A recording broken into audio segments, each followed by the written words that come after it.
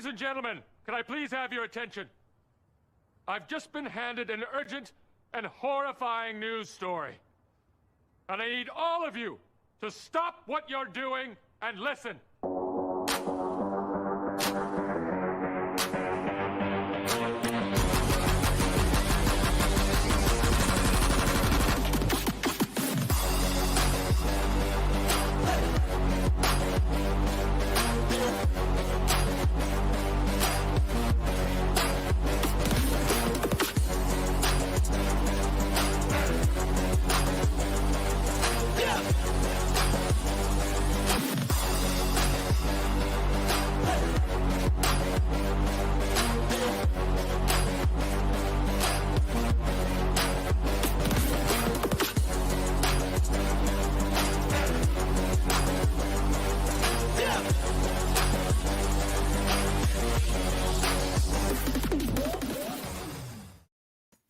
What is going on, Canes fam? I am Matty Ice. He is Caniacs, and he is Chris.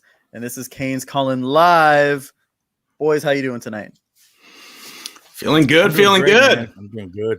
Yeah. I gotta say something before we start. Chris, you look like Mark Rick's long lost son tonight. I know. I look like John Rick minus the horrendous quarterback coach skills. I was gonna say you could probably still coach quarterbacks better than him with your amount of knowledge.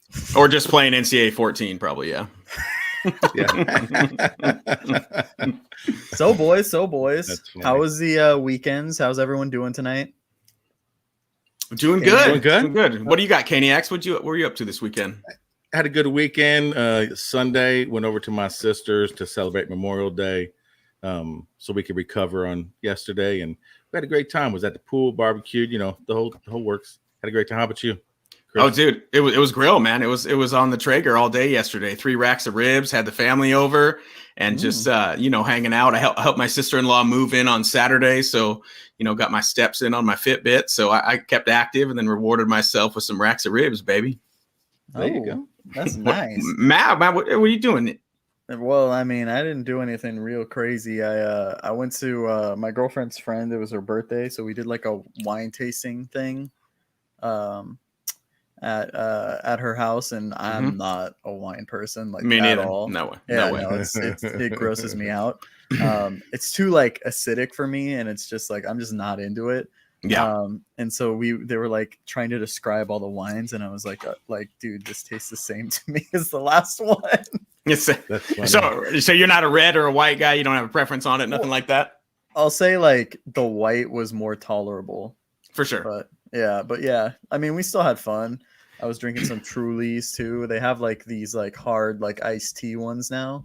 And I was drinking because they're keto, so they only have 1 carb, so they're pretty good. I downed 6 of those, man. So how many carbs are you doing in a day, Matt? It's funny that you mentioned that. So the other day, I think it was yesterday, they have keto test strips. Oh, you got to pee on them like you're R. Kelly or something. So you just whip that thing out, you pee on it. I'm at I think. So there's different stages of ketosis. So that's when your body burns fat instead of carbs. That's the whole point of the diet.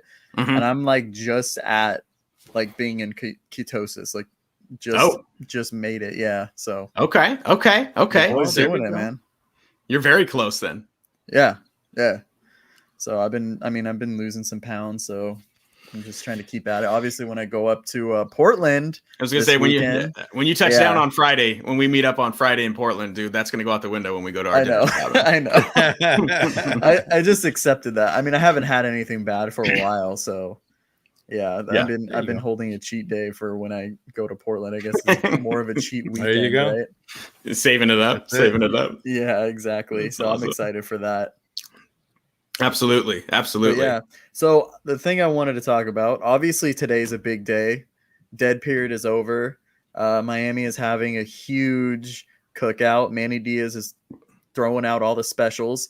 And I mean, I just see the list of names of guys that are there today. I think there was we were talking about it off air. There's 10 or 11 dudes that are top 30 in Florida. And there's I don't even remember how many 5 stars like or 4 stars. There's like 15 or 16, and some of those guys are borderline, 5 stars. Right. The list is But what I crazy, wanted to man. bring up, obviously, we talked a lot about this last week. We broke down, the guys that we're after and everything. But the thing I wanted to bring up, you're having a cookout, right? Hypothetical. You can invite 5 people to this cookout. Anyone, celebrities, dead or alive, anyone. Chris, who are you inviting and why? Dude, I got this locked up already. First out of the gate, absolute number one guest is going to be the big Diesel, Shaq. He's in my number one invite. Wow. All-time favorite NBA player. So Shaq Diesel is going to be number one on the list. Okay, I respect that. Number 2 is going to be my favorite Kane. So I'm inviting Ed Reed, dude. Bust out the cigars. We got the barbecue. We almost had the same one. Wow. Okay. Okay. So we got debating between some of these guys. Okay. Okay. So Ed Reed is going to be number 2. And number 3 is going to be the late, since this is living or dead, the late Chris Cornell, my favorite singer and songwriter, Soundgarden and Audio Slave. So Chris Cornell. And as you probably both know, dude, I'm a big 80s and 90s action movie buff. So I'm going Jean-Claude Van Damme, dude. I'm throwing Van Damme into the party. I like that. I want the muscles from Brussels at my party. So Van Damme. And then the final closeout is I'm inviting Kevin James, dude. I love the King of Queens, top 3, top 5 sitcom. I want Kevin James as one of my 5 invites to the party. Okay. You want me to break down mine, Caniacs, and we can get to yours? Yeah, go ahead. Okay. So my number 1, I was like, I got to have at least one Canes player in here. And I was like, who do I pick? Who do I choose? I was really thinking Ed Reed. That was one of the guys. But I was just like, man, I got to pick the guy that really made me fall in love with the Canes. Obviously, I'm a younger guy. So I chose Ray Lewis. Oof. Ray Lewis is my go-to guy, man. Not shabby. A huge fan of his. Yeah. He's my number 1. Okay. Number 2, I don't know where I want to go with this. You know what? I'm gonna bring out Flavortown. Guy Fieri. He's gonna be throwing down some burgers and whatever. I like that invite. His personality, I freaking love it. I love it. My 3rd and 4th, I'm gonna say, I'll go with this guy first. Probably my favorite athlete of all time, role model, the late Kobe Bryant. Wonderful. I would love to hear stories that he'd have and stuff, and I think just an amazing person. Okay. So obviously rest in peace to him. But my next one is someone that it's another Laker. I had the chance to hear him speak at my college, actually, and that's Magic Johnson. I love Magic. He was probably like out of the old school. Obviously, I'm younger, so when I say old school, don't get all offended, people. One of the more old school guys that like I really love like rewatching and stuff. He was just so amazing, and just his business savvy. Like I don't know if you guys have seen like everything he's invested in and stuff. Sure. I'd be interested in hearing about that. And my last one, you guys are probably gonna be like, what the fuck? I was debating between this, but then I was like, I really gotta have someone that's entertaining, like an all-around entertainer. I don't even know if you guys are gonna know who this is since you guys are old. Donald Glover. Oh yeah, absolutely. My last one. Absolutely. Atlanta, right? Yeah, from Atlanta. Sure. He's a rapper, Childish Gambino. Great writer. Yeah. Stars in Atlanta. Yeah, he's one of my favorite celebs, so I had to choose him. Okay. And so I know Caniacs is working on a little list here, so hopefully he has some guys, or ladies. I don't know. Maybe he's just dead or alive. Dead or alive. Right. Guy Fieri would definitely have to be one. I mean, that's what my wife and I do. We watch a lot of Triple D and all that stuff. That's like one of my favorite shows. Such a good show. Right. And I would have to invite The Rock over. Oh, that's a good one. Great choice. I don't know if you follow him on IG, but like yesterday, he was, I don't know where he was at, but he was sitting on the back porch drinking. Of course, he was promoting his alcohol, sitting on the back, and he was just telling all kind of stories about how when he was a kid and how he used to have to steal when he first got over to Indiana, and to eat and all this other stuff, and so just the stories he's telling, I would like to sit there and drink with him one-on-one, of course. Absolutely. And then now I just lost my train of thought on the other ones I had, but that's all right. Who's like a more Canes football players? Okay, that's who I was going to say. Ed Reed.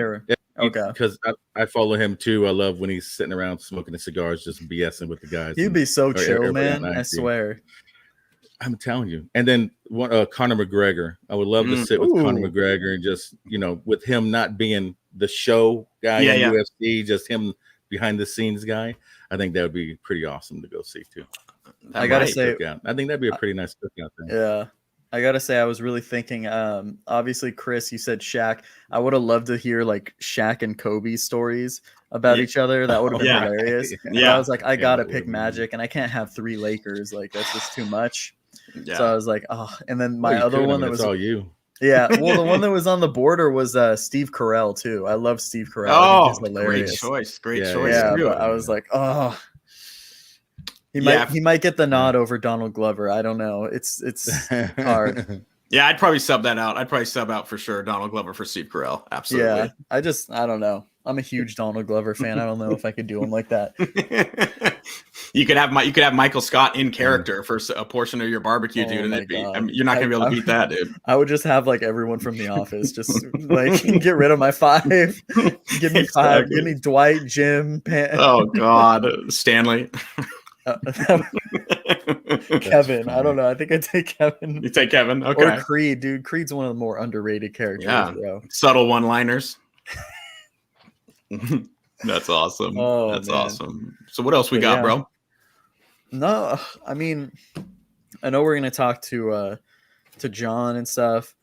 I mean, I feel like we talked a little bit about this with when we had Jazz on and everything, but like, how are you guys feeling? You know, because obviously this is the thing that's the most hyped up right now. How are you guys feeling about this Alabama game?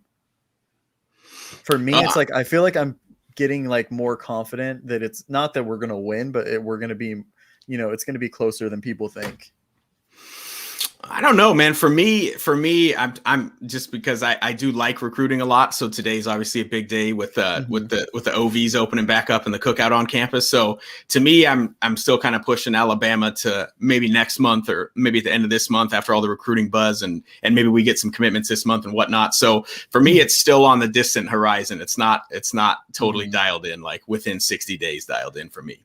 Yeah, I mean. You see all the guys like Mike Harley was like, I think because he was in Atlanta or something and he posted the stadium and he's like, see you in however long and stuff. And I was like, man, he's dialed in. He's ready for this. Yep. He's ready. I still feel exactly the same. Nothing's changed yet for me as far as how the feeling is now.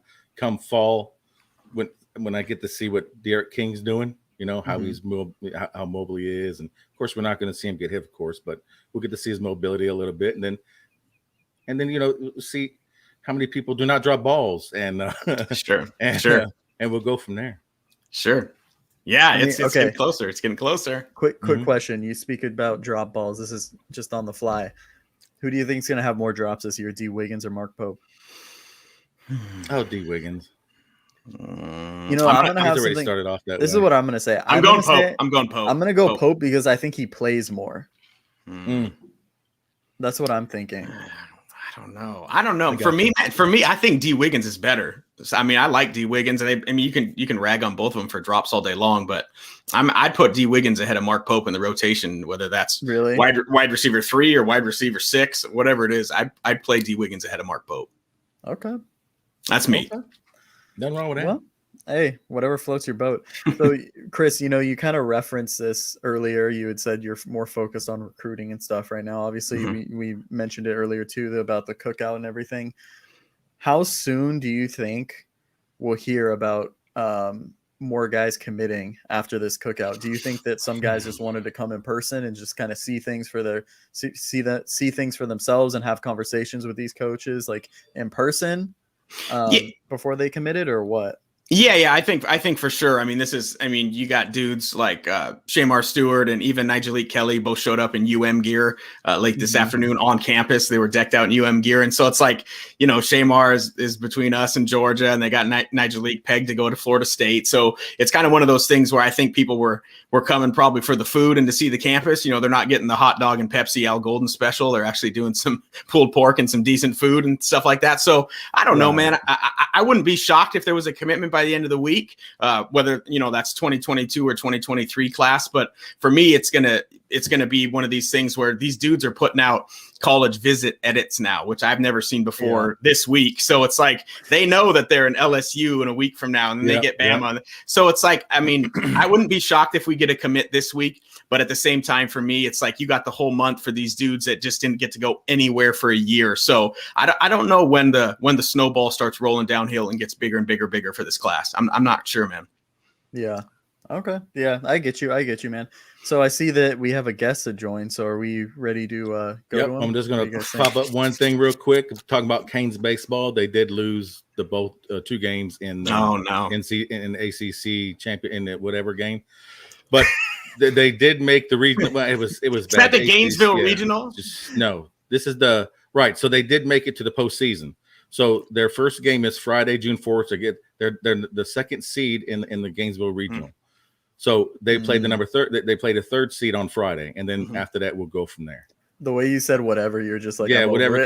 Move on. Man, they lost to Duke by 1, then they lost to Florida State by 3. So yeah, Jeez. Don't really want to get over that. Okay. But anyways, all right, let's talk to our man Mike. Let's do it. Let's do it.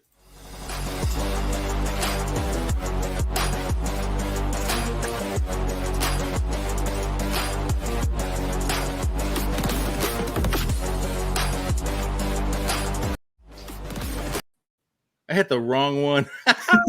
John Michaels, what's up, bro? How you doing? Good, guys. How you guys doing tonight? Hey, we're doing good, man. We appreciate you joining us tonight. Spend a little time on a Tuesday with us. Anytime. Look, anytime we're talking about football or even the baseball team, we don't need to talk basketball very often, but I'm always down for this. This is the heart. This is the passion. I cannot wait those yahoos from Alabama come to my town right now in the ATL, and we show them how the University of Miami really can get down on an opening weekend.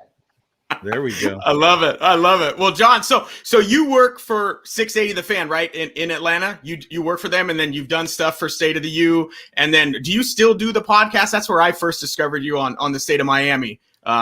Is it still going, or is it not kind of a back burner thing now? Right now, it's been a back burner during the off season. I actually took a couple months away from State of the U. I'll have stuff back up starting next week, or actually probably later on this week. Just, getting transitioned back into full-time radio. As you guys know, radio is no longer, hey, you just do your 6 to 9 morning show. It's digital. It's doing podcasts. They want to shoot videos and everything else. So kind of tied up with that. I still do some national radio for Sportsman Radio on the weekends. But football season's getting close, and it's time to crank the podcast back up and obviously get back to writing about what I care about the most with the U. Hell yeah. Well, hey, so what we're gonna do, John, is if you've seen the show before, we do a little segment that we like to start out called All Hype or Sounds Right, and I'll have you do it with my guy Matty Ice here, and then we'll pop in and start rapping and chopping it up on some Canes talk. Let's do it. All right, brother. And now it's time for everyone's favorite game show, All Hype or Sounds Right, with your favorite host, Matty Ice. All right, John, thank you so much for coming on, man. I'm super excited to have you. So we have this little game called All Hype Sounds Right. Point of the game is you're going to tell us if something's all hype or if it sounds right, sounds legit to you, okay? All right, let's do it. All right. So first thing, I know you're in the ATL right now. So all hype sounds right. The food in Atlanta is better than the food in Miami. What are your thoughts? Not even close. It's all hype. I grew up in Miami. I know what South food's like. I need some Cuban food. I need some Caribbean food. Like, we've got a cool Cuban restaurant in Norcross, northern suburb of Atlanta called Mojitos. Awesome live bands, fresh drinks, everything. I said, that's a corner in Miami. I mean, come on.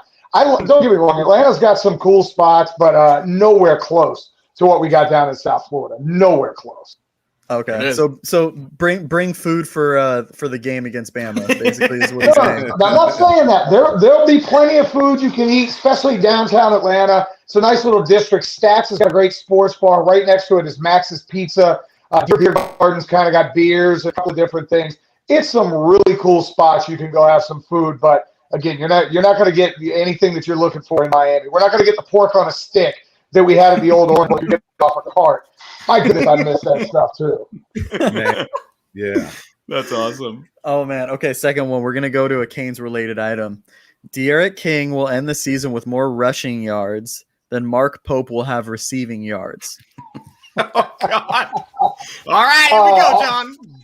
I'm going to say that's all hype. As much as we bag on Mark Pope, and Lord knows I have better hands than him, point blank. And I was a 0-star recruit coming out of Palm Beach Lakes High School. I had better hands than Mark Pope. This offense is going to spread it around. He is an upperclassman. He realizes this is his last chance to make it in the NFL. And I just don't think you're going to see De'Aaron King run quite as much, especially early with the knee. You may not see that till ACC play. So I think Pope, maybe 600 yards, King maybe in the 400 or 500 range running the ball. Okay. So I know you're a big NBA guy. I see you tweeting about the Hawks all the time and the Heat as well. But I got a specific question. Trae Young, phenomenal young player. So all hype sounds right. Trae Young will break the record for most threes in a season, which is currently held by Steph Curry. It's 402 back in 2015, 2016. He would have to average, just to put it into perspective, just over 4.9 per game if he played all 82 games. Yeah, and this isn't next season. This is any time. Do you see him doing this? No, that's all hype. The way the Hawks are currently constructed, and with Bogey Bogdanovic and John Collins, who knows? I want John Collins to come to Miami. To be honest with you, the Heat put him next to him out of bio. But the way they're constructed, Trae's not this. While Trae is a great shooter, and he can be, he doesn't take the volume that Steph Curry did. Yeah. Like, there's a lot of time. Trae is really good, and we've seen this in the playoffs, getting in the lane, hitting that little floater, the little runner, stuff like that. I just don't think you'll ever see a time where he's going to be out there launching, to hit 4.9 a game. You're launching 10 threes, 11 threes a game. I just don't think that's the way that they want things to happen. Yeah, I got it. I had to throw that one in there, though. So, last one. Cam Harris will finish as the Canes' leading rusher.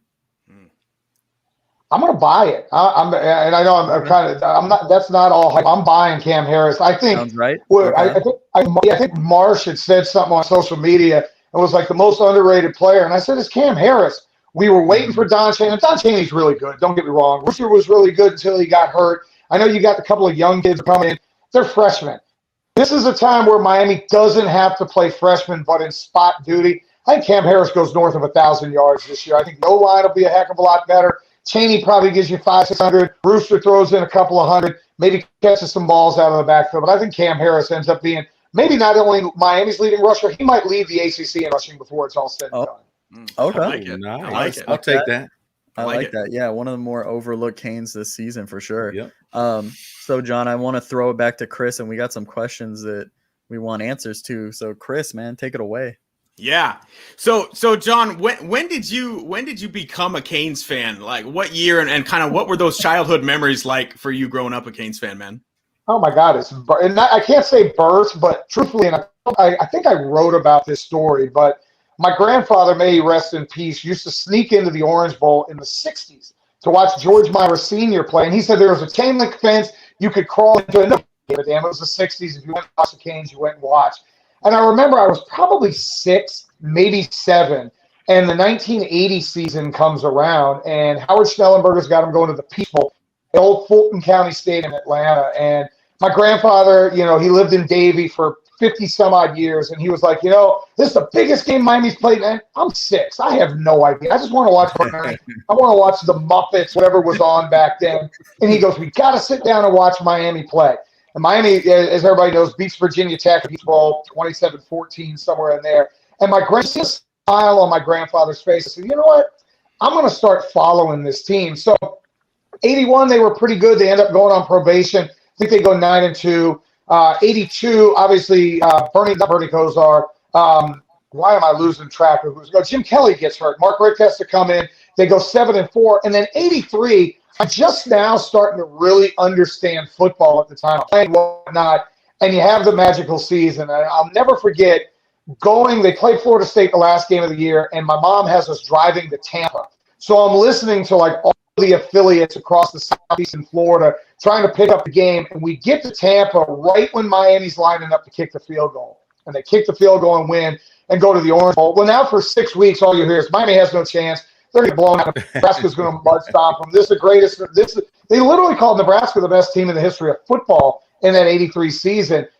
That night, and I want to say the game, I guess it was January 1st, maybe it was January 2nd, but for whatever reason, school in South Florida started back the next day. So my mom goes, you can watch the first quarter, and then you have to go to bed. And mine's up 17-0 at the end of the first quarter. And I'm like a 10-year-old. I'm just laying in my bed, rocking back and forth. She wouldn't let me listen to the late, great Sonny Hirsch. She goes, you got to go to sleep. First day and probably only day in my academic life that I woke up at 5 a.m. and turned on the news. I wanted to know who won the game. And obviously all the South Florida stations were leading with Miami winning. And from that day on, you see the tattoos. They're all over everywhere, whether it's the Orange Bowl here, whether it's Sean Taylor tattooed under here. They're everywhere. My son's named Kane. I mean, it's at 46 years old, there's nothing I love more than the University of Miami. And it's been going on for 40-some years. That's awesome. That's awesome, John. And I thought you had tats. So yeah, the 26 and you got the left arm on there too. And so I would ask you, what about top 3 favorite players of all time? Could you narrow it down? Do you have a definitive list or no? Number one is Michael Irvin, and it's not even close. And all right. And it was awesome. 2 Radio Rows ago, when the Radio Row was here in Atlanta, I was doing radio at 92.9 The Game. And Michael Irvin, all the guys at our station knew if there was a Miami guest to be had, he was coming on Rick Hamlin and I's show. Like, that was it. He was going to be on our show. And NFL Network walks by and goes, hey, 10:15 on Thursday, can you get Michael Irvin? You're damn right we can get Michael Irvin. Oh, wow. Awesome. I got to talk to Mike 15 minutes on the air. Well, of course, I'm wearing all Miami swag. I don't care. Our program director was pissed. You can't wear it. What the hell are you going to do to me? He had to fire me about a month later. But it had nothing to do with that. So if you guys have ever been to Radio Row, the way that it works, these guests are booked like 10 minutes at a time. They're going to be on with us, and then they're going to go to PM, and there's 100 and some odd stations there. So Mike's handler's doing this. He's going, all right, he's got to go. Mike not only does 15 minutes on the air with us, then he sits and talks to me for like 15 extra minutes, just reminiscing about Miami, and I'm in awe. I'm like shaking. I get to talk to Michael Irvin. So he's number 1. Number 2, and it's really tough to say. It's really hard to narrow down to 3. Probably Warren Sapp. And again, I've got a chance to get to know Warren over the last couple of years doing Radio Row. He's come on, and 4 years ago, the Falcons play in the Super Bowl.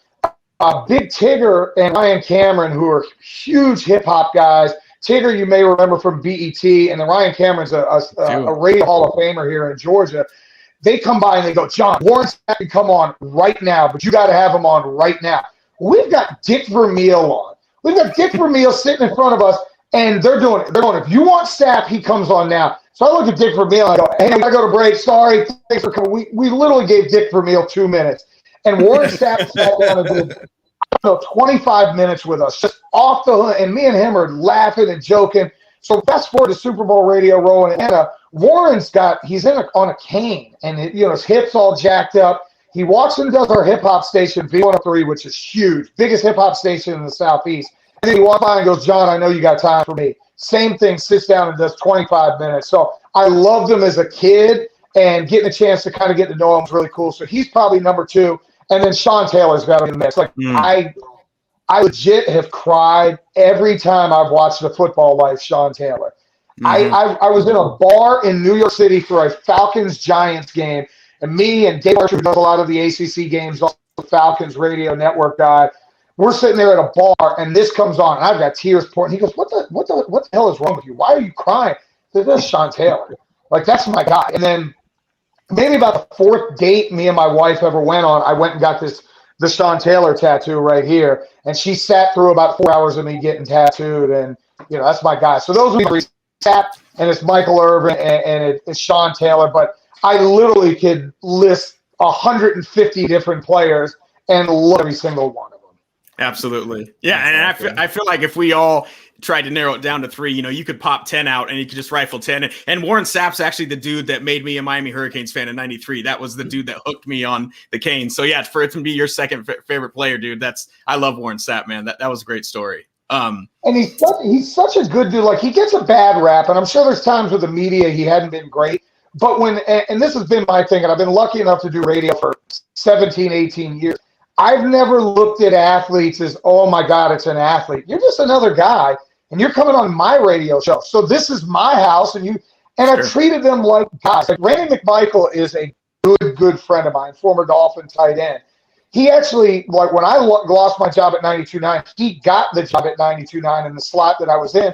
I went to his congratulations party because that's how close we are. He was just at my daughter's 16th quinceañera a couple of weeks ago. Like that's how I've always, really approached athletes. And I think a lot of these guys appreciate that. It's like, not kissing your ass. There are certain guys, like, when you look at it and you go, holy cow, I'm sitting here with Jerry Rice or whatever. But, for these Miami guys, like, bro, I grew up loving you. And I probably have your jersey hanging in my basement somewhere. So that's awesome. Well, what about a favorite game? Do you have one that sticks out, John, at all, like a favorite Canes game for you in your time being a Canes fan? And it's crazy. Going up in South Florida, we didn't have a lot of money, and I didn't get to go. Those probably a lot of people say, hey, I couldn't go to the Miami games like I wanted to. And I always tell Joe Zagacki this true story, because by then we were living in West Palm. The only place in my house that I could pick up signal, I think it was old 610 WIOD, was sitting on the roof of my house. And I know a lot of the younger kids that are, we're able to watch on YouTube and you just pop on something, you can see anything.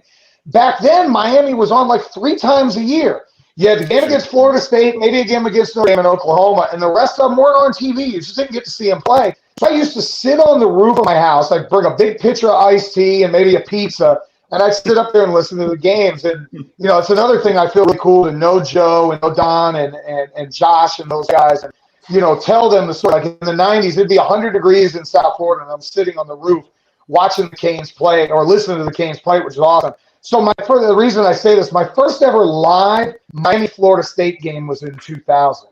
I was living in Atlanta. I had gotten out of college. I moved up here. One of my best friends, Carlos, him and another good buddy of mine, Dave. Dave's a Florida State fan. We'll hold that against them. They got a block of 15 tickets, third row, 10-yard line, closed end zone. Not in the actual end zone. We were on the side, sitting right on the 10. It happened to be the place where Matt Munyon missed the field goal. And, oh, my gosh. I get chills thinking about that game. We've all watched them in the 80s and 90s and the classic battles. And to be there and see that game and the reaction. And I tell the story. Many remember the Orange Bowl literally ran out of water at halftime. There was no water in the stadium. You went to go buy water. They were like, you can buy Sprite. So it's 100 degrees. It's 940% humidity. And by the fourth quarter, I promise you, I was cramping up like I was playing. In between plays, my body from screaming and all the alcohol we had drank, and we had strippers the night before at the house and all this different stuff. I'm literally cramping up. So I'm sitting down and I'm hurting, and my buddy Carlos would be like, get up, it's another day. I stand up and I cheer, and my body was in shock. And we win, and I'm a big dude, and I cried like a baby. I'm hugging. I went to jump on the field, and a Miami-Dade brother, enjoy the game in the crowd, because if you come down here, I'm putting you in jail. And I sat there on the front row screaming at was it Chris Winkie and Snoop Minnis. I was like, you cry little bitches, get off our field. I was a 25-year-old. What am I going to do? And they're crying walking off the field, and we're crying walking back to the car. And Miami was back to being Miami. It's one of the greatest things I ever got to witness live. And I've now probably been from 2000 till last year. I've probably been to 15 of the last 20 Miami FSU games. And this year, it's perfect. November 13th, that's my 47th birthday, which is my favorite Michael Irvin, and I'll bring me and my kids and everybody down to Tallahassee. We're going to kick the crap out of those sorry-ass Seminoles for the 5th time in a row. I love it. Well, that's a perfect transition into this season, and very topical to get into talking about the Cane squad this year. So, John, how many Tito's and Red Bulls deep are you going to be before the Alabama kickoff? The good thing is it's a 3:30 kickoff. Oh, my goodness. If that would have been an 8 o'clock kickoff, I told Brian Finner, who works with me, played for the Falcons, not a huge college football fan because he went to Villanova. I said, Finn, you have to come tailgate with Miami guys. And when they announced it at 3:30, I said, we'll live. Because I know how we party. And it's been a year and a half of everybody, pent-up frustration. I'll bring a gallon. I'll bring the big jug, and I'll bring a case sugar-free Red Bull. And if I can run into Cutler Rizalaz or Mundo from Miami or anybody, Brad Tejeda, all these guys, they know I am going to drink. I'll probably have an edible or two. It is this. We're going to have a good time. Dang, I want to come to the Bama game. that was going to lead me into how are you feeling about the Alabama game? Because 2 weeks ago, the spread was 16.5 dogs. This morning, it's up to 19. So right now, we're kind of inside of 90 days, getting close to 90 days, 19-point underdogs. How do you feel about that game, John? Let them disrespect us. Honestly, we haven't respect. I keep it real about Miami, sometimes too real. It's why I don't think they allow anybody to come on our show, because I keep it way too real with them. What respect do you? North Carolina kicked our ass all over the field. I can't say, oh, we're going to go play the defending national champions and we should be in the game. Now, with all the talent we have in coming back, with the Eric King coming back, hopefully healthy, picking up a Charleston Rambo, a DeAndre Johnson, an offensive line that we finally have upperclassmen and freshmen that have been able to sit and become college athletes. I think Alabama a really good game. We're catching them at the perfect time. Jalen Waddle's now with the Dolphins, Devontae Smith with the Eagles, obviously Matt Jones going to the Patriots, all the guys, Christian Barmore and all the guys on the defensive side. You got a redshirt freshman quarterback, and granted, he was the #1 recruit. He hadn't taken a real snap. They don't have Najee Harris at tailback. John Mechie's a good receiver, but he's not Devontae Smith, and he's not Jalen Waddle. I think we're in this game, and what Miami has needed for, 15 years now is to win one of these games or be in a fourth quarter where, hey, if we make a play, we can win the damn football game and really start to build some confidence. I think they're in it. Do I think they win? I don't know. I'd be a full homer if I said I think we win the football game. I think we're in it in the fourth quarter. We're going to make those idiots from Alabama sweat in the fourth. And I promise, their fans are the most annoying people on the planet right now. Oh, yes. They think they are God's gift to college football. And I'm like, dude, you catch a football. With your little khaki shorts and tucked-in shirt, shut the hell up before I slap one of those A-hats off your head.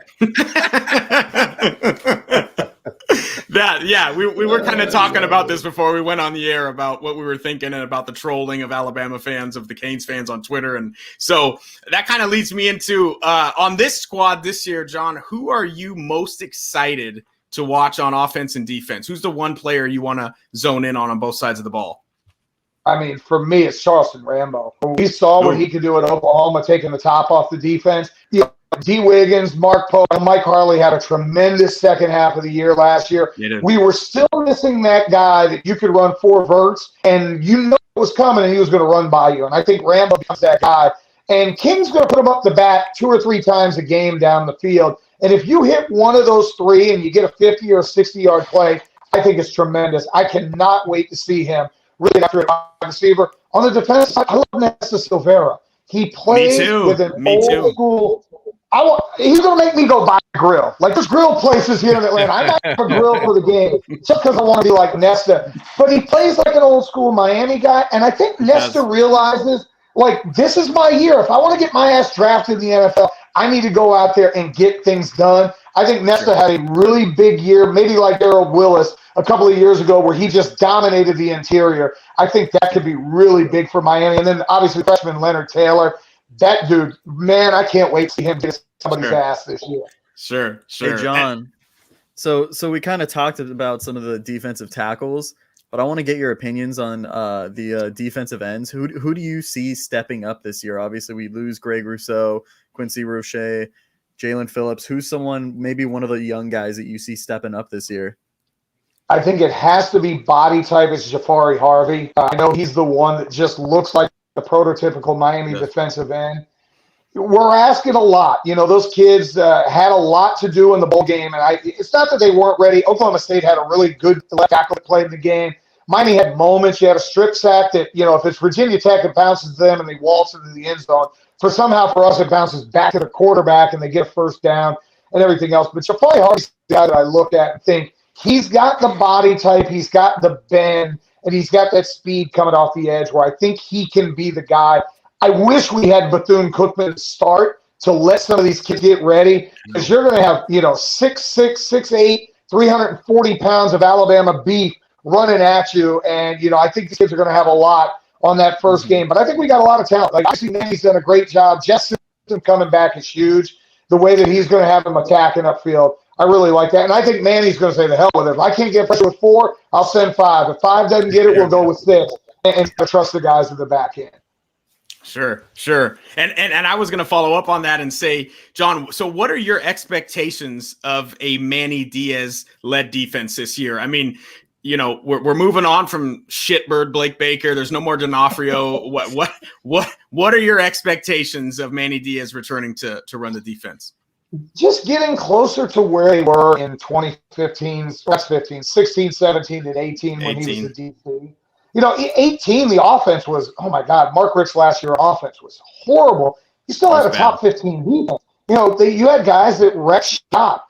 Think about what happened when Manny stops calling plays. All of a sudden, Pinckney and McLeod and Shaq didn't look like they could play linebacker anymore. And that's just Blake Baker, grab-ass zone and soft coverage and having these guys cover in space. That's not what they were. Shaq was a hole filler. Pinckney was a guy that you wanted freelance. And McLeod was sort of the technician. And we screwed the pooch with those guys the last couple of years that they were here. I think Manny's defense gets back to attacking. My only fear, even in 16 or 17, like 17 when we had all the turnovers in the chain and you start 10-0, there still were moments where they just weren't fundamentally sound. And that's when you lose gap integrity. Again, you're trying to fire 7 at a quarterback and he gets the ball out and you miss a tackle. It's a 40-yard game. They have to be better at that. Tyreek Stevenson coming here is huge. Bubba Bolden coming back is huge. But I think Manny's going to say, look, my linebackers weren't very good last year. Let's just have them be aggressive, if nothing else. I'd rather you miss a tackle going 300 miles an hour than doing what happened last year where you're kind of looking around and you go, where the hell do I go? And a guy runs right in front of you. Sure. Well, and let's flip back to the offensive side of the ball since you were talking about Charleston Rambo. If you're the head coach going into Labor Day weekend, what 4 wide receivers are you running out against Bama? Well, Mike Harley's obviously your number one. Charleston Rambo's got to be out there. I'm probably going with Keyshawn Smith because I like everything that I've seen from him in a bunch of the different spots. And then, you know, I want to say Jeremiah Payton, but I just haven't. I've been waiting. I know. He's got the body. He looks like the guy. I hate to say it, but I'm probably throwing Mark Pope out there. You know, you put him as the 4th receiver. I feel pretty good about being a 4th receiver. And if nothing else, we'll get a gas station selfie out of him if he has like 130 yards. So that would be my 4. Well, maybe to avoid the gas station selfie, let's do Mike Redding at wide receiver 4. That's fine. We can put Daz Worsham. It doesn't matter. Throw any of those guys out there. That's awesome. So, John, De'Aaron King coming back this year is the leading quarterback in college football with 73 career touchdown passes, more than anybody in college football. So my question is, do you think we have our first legit Heisman candidate since Willis McGahee and Ken Dorsey did it back in 2002? Man, it's been that long. Since we had a Heisman finalist.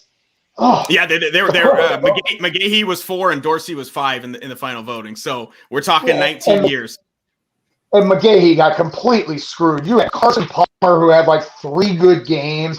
Brad Banks, I get a nice little story at Iowa. And what was the kid? Larry Johnson, I think, from Penn State. Willis McGahee was on the best team in the country, had 28 touchdowns, could have scored another 20, but he has Dorsey and Andre Johnson there. They completely screwed Willis McGahee. But yes, to answer your question, yes. Part of it has to do with Trevor Lawrence is gone, Mac Jones is gone, Joe Burrow. There's a lot of talent in college football that's out the door. De'Aaron King, the best thing that he has going for him is you have a marquee game against Alabama to open. Win or lose, if he goes out throws for 300 yards and 3 scores, people are going to pay attention to him.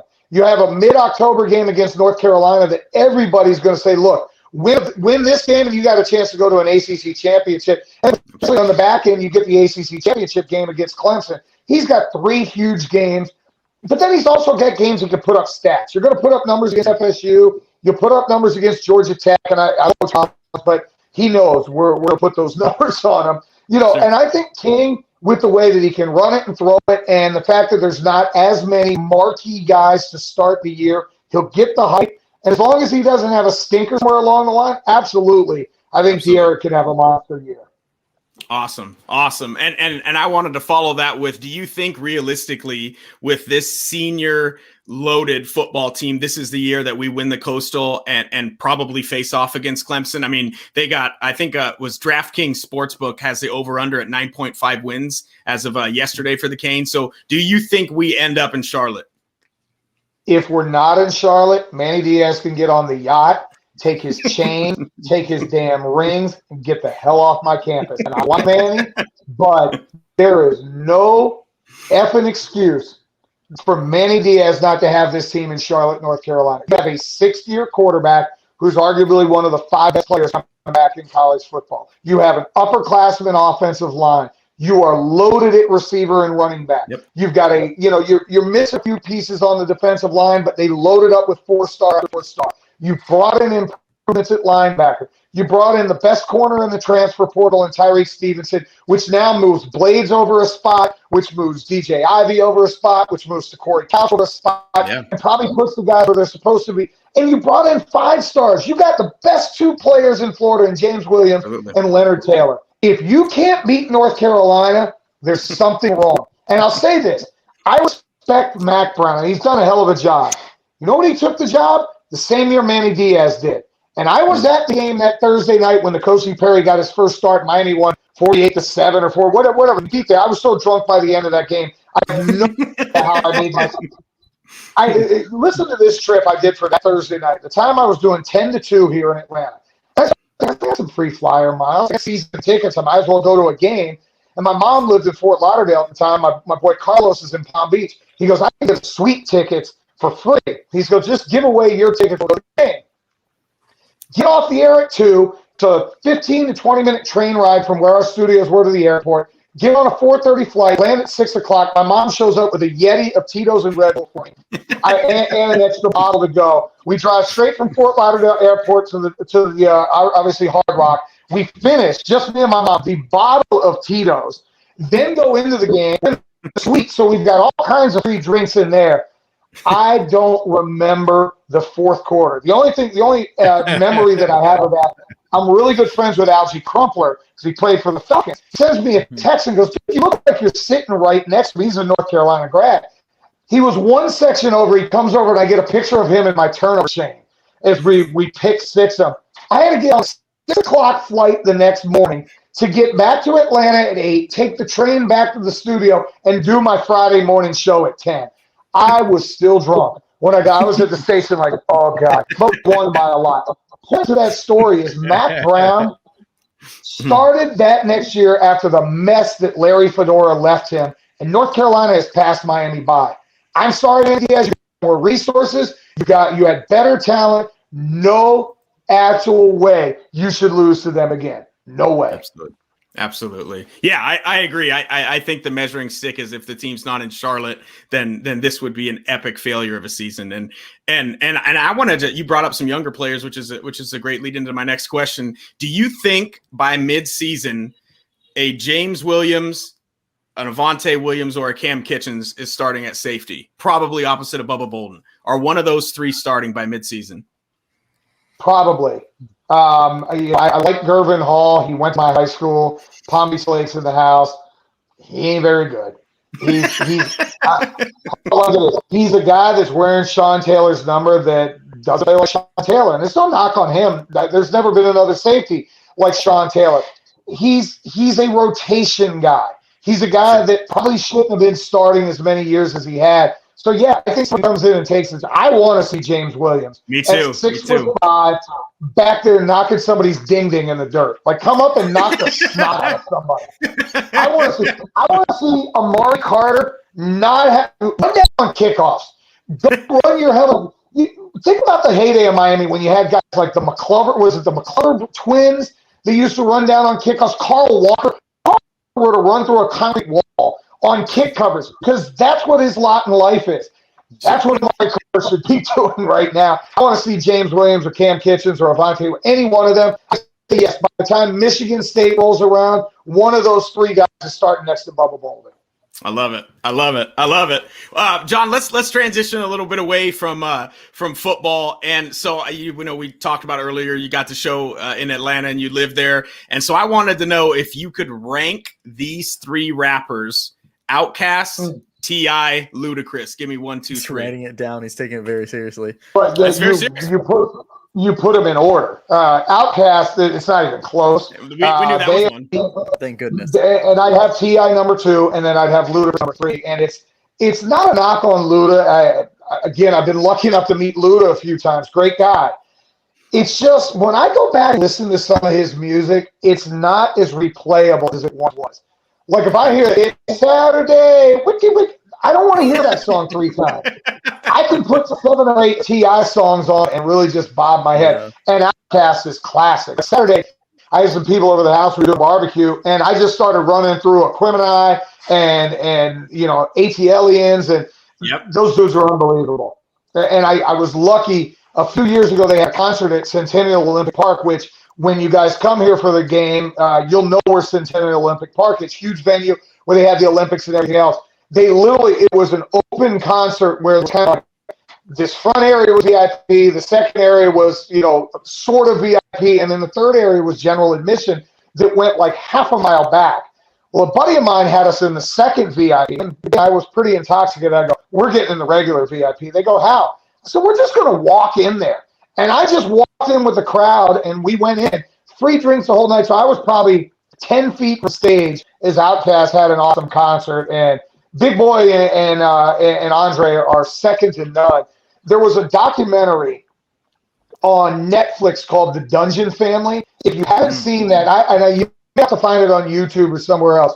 Check it out. It's about how they came up and how the Dungeon Family, which was the people that helped produce, they literally were in a basement that was made of mud.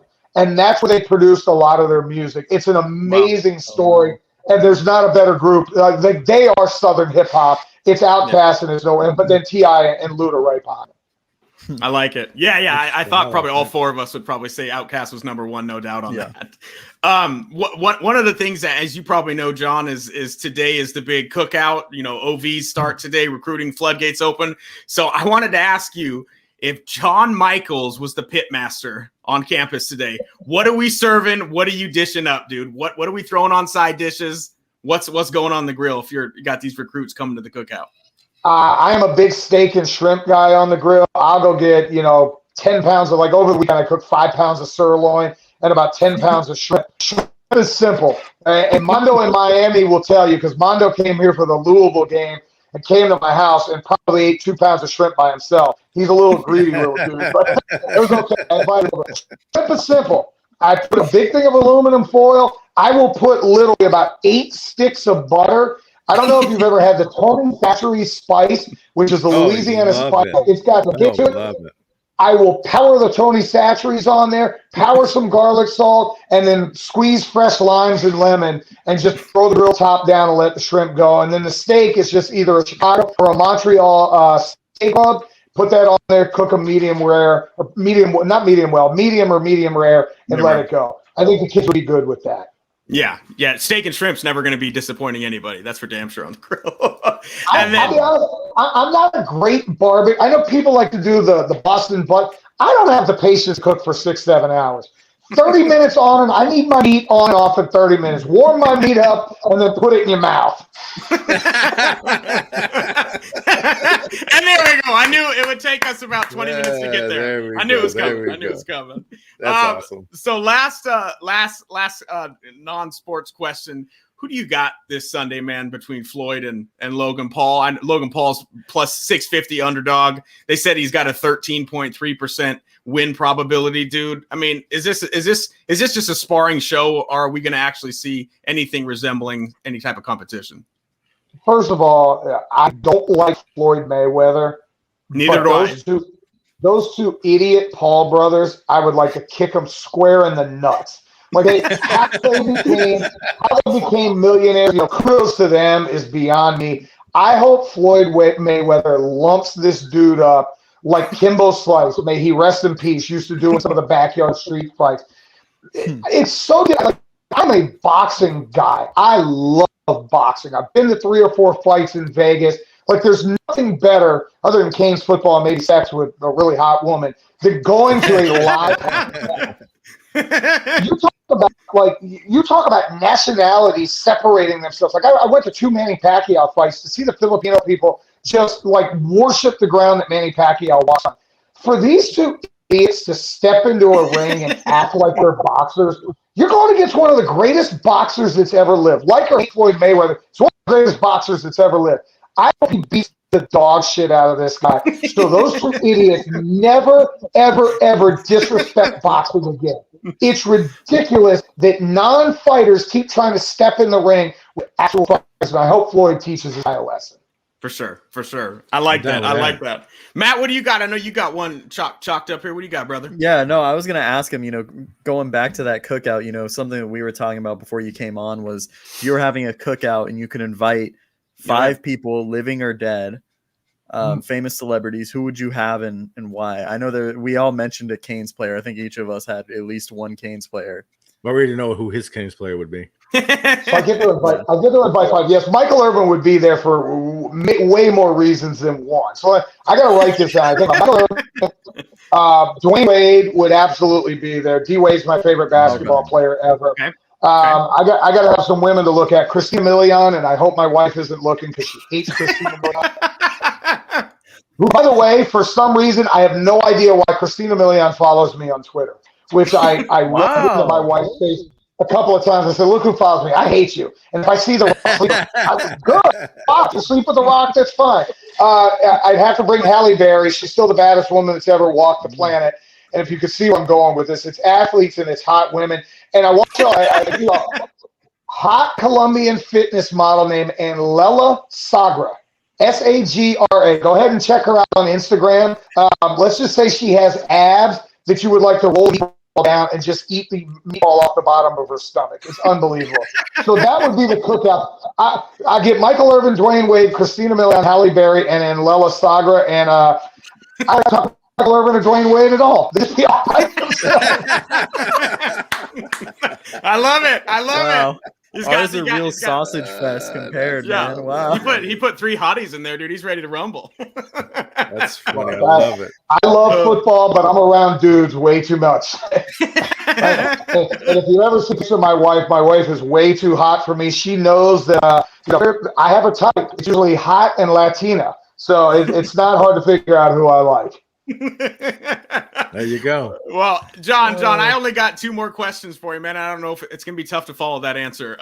But so the next question I got for you is, so if there's one dude, and this is what I realized when I was listening to your State of Miami podcast, if there's one dude that can talk that shit, that is Miami swag, it's you. And obviously you've showed our listeners and our viewers for the last half an hour. So I know you referenced that you have some FSU friends, but tell me what that's going to be like, dude, in November for these cats. And you got buddies that are FSU friends. They know they're getting their ass whooped. That's what they know, and they've known it for a long time. Here's the funny thing, I have guys who were at my wedding, like close friends that I've known since 3rd or 4th grade. Dave Lynch is one of my best friends in the world. Frank Nasto, I literally went to elementary school with both of them and been friends forever. They know game day for Miami FSU, we ain't friends. Y'all could kiss every bit of my ass. And one of the greatest stories, Frank and Dave both were there during the 2000 game. The 2002 game, Dave had to work and couldn't go. So it was me, Carlos, my mother, a good friend of mine, Jamal, from up here, and then Frank. Frank decides he's going to paint, and he's bald. He's a little shorter guy. He literally paints half his face garnet, half of it gold. Oh, the God. problem was, and he goes shirtless, so his whole body is garnet and gold. The problem was the garnet side acted as sunscreen. The gold side was basically clear. So October in Miami, he's got garnet and gold.